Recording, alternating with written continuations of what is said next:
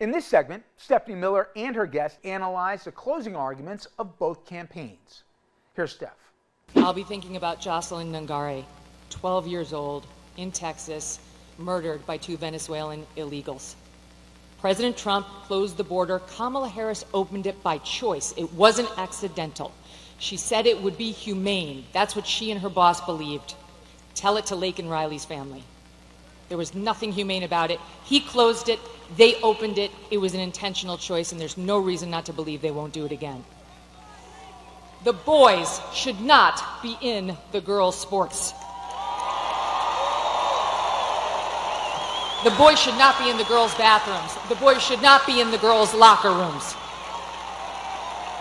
Peyton McNabb, North Carolina sophomore in high school, slammed so hard in the face by a volleyball hit at her by a boy pretending to be a girl, she suffered traumatic brain injury and permanent paralysis. Kamala Harris looks at her and says, "Be kind. Suck it up." And that's what's right.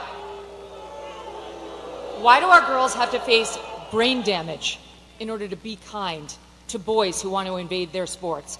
And by the way, they are going into the women's prisons. She changed the law in California to make sure the taxpayers would pay for their sex change operations.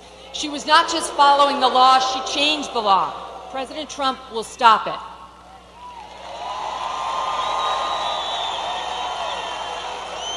He got mocked by the left for saying he would be a protector of women. He will be a protector of women, and it's why I'm voting for him. Someone who was I don't even know what to say, disgrace to her gender, Megyn Kelly, was on stage at a rally. This is blood coming out of her, whatever. I mean, what is with these women that have no self-esteem? She's on stage with him in Pennsylvania, urging people to vote for him, saying, oh, he will be a protector of women.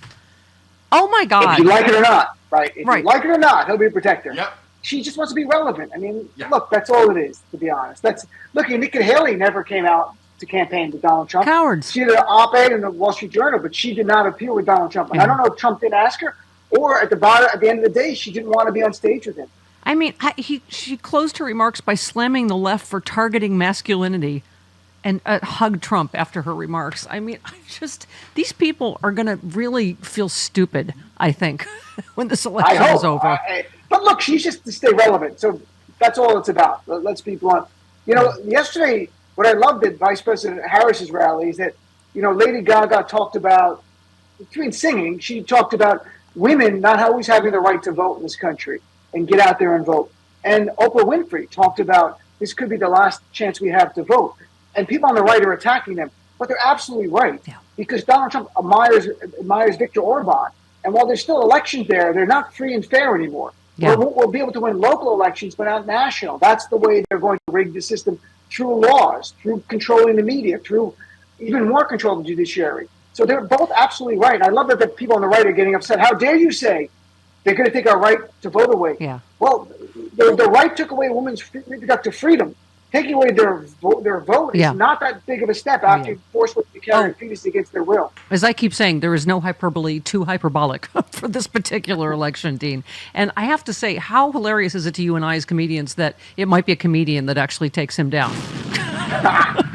Because experts are saying this is really resonating in places, Pennsylvania and other places. The people in the Puerto Rican community are pissed. I mean, and who can blame them? Right. Jennifer Lopez was campaigning with Vice President Harris and talked about it was an offense to all Latinos. I talked to Luis Miranda Jr., who is the father of Lin-Manuel, and they were just campaigning in Pennsylvania together just last weekend. And he said the response to that comment about Puerto Rico being an island of garbage, he said it struck more than people realized because it conjured up and reminded people how bad Trump was. That's why I wanted Trump to call for another Muslim ban, to remind everybody in my community how bad the guy is. And he did call for one, but quietly. Now he kind of backed off it.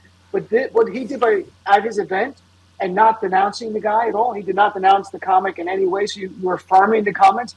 It reminded everyone how bad Trump was to Puerto Ricans, Puerto Ricans and the island of Puerto Rico during the hurricanes. Right. And by the way, there's hate for everybody. He also blamed the Jews already preemptively for him losing. So there's hate. Yep. There's hate to go around for everybody.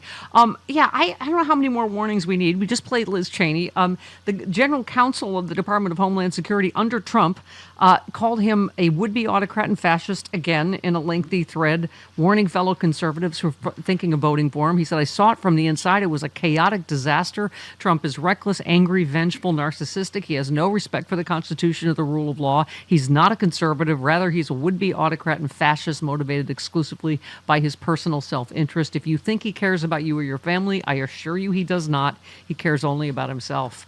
I mean, Dean, that could be the key, is that there are more Republicans going to Harris, right? Do you know of any Biden voters that are voting for Trump this time? No. The only ones I know who might be voting for Jill Stein, but I don't know who said, I voted for Biden. Well, not me saying that. I'm just saying, being honest, like thinking honestly, but it's a very small number. And the ones voting, they're not going from Biden to Trump. But look, what you just read, Stephanie, let's not infantilize the Trump supporters. They get it. They know what he's about, and they're supporting him. So let's not pretend they don't get what's going on. I've had conversations with Trump supporters where we debated January 6th, and I said to one point blank, just assume Donald Trump attempted a coup inside of the terrorist attack, January 6th. Would you still support him? And he said yes. Yeah. So to me, that's all you need to know. They understand the threat, but he's their king, their dictator, their oppressor. They're fine. He's going to oppress us. They're down with it. And that's what we have to be aware of. Yeah. There are hardcore MAGA people who embrace fascism. Even they don't know what the word really means. They've embraced it. Exactly. One last one from the right, National Review, conservative. They rejected the caricature of Kamala Harris as a bumbling dunce, saying she is exceptionally skilled at getting other people emotionally invested in her success. The headline is "The Chronically Underestimated Kamala Harris." I said this Saturday night. Those of us out here in California have always known how awesome she is. So she has been underestimated. They submitted that Harris's past is littered with older and more experienced men who saw her as easy pickings and came up short on Election Day. If Kamala Harris is as stupid as her critics claim, why does she have the Democratic presidential nomination and a 50-50 shot of being the first female president of the United States? If she's such a hapless dunce, how does she keep getting so many other people to work around the clock to elect her? I mean, what she has done with the shortest runway in history is extraordinary, Dean. She keeps growing as a candidate.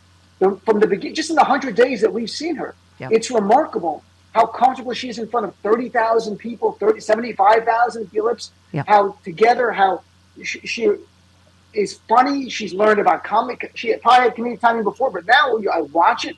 She's really good, really connected. She keeps growing. She's remarkable. Yeah. We have to go because you have a fantastic show here on Sirius XM Progress, and you and I are both going to be doing Hal Sparks' show today. It's all hands on deck today on Election Day. Vote, vote, vote.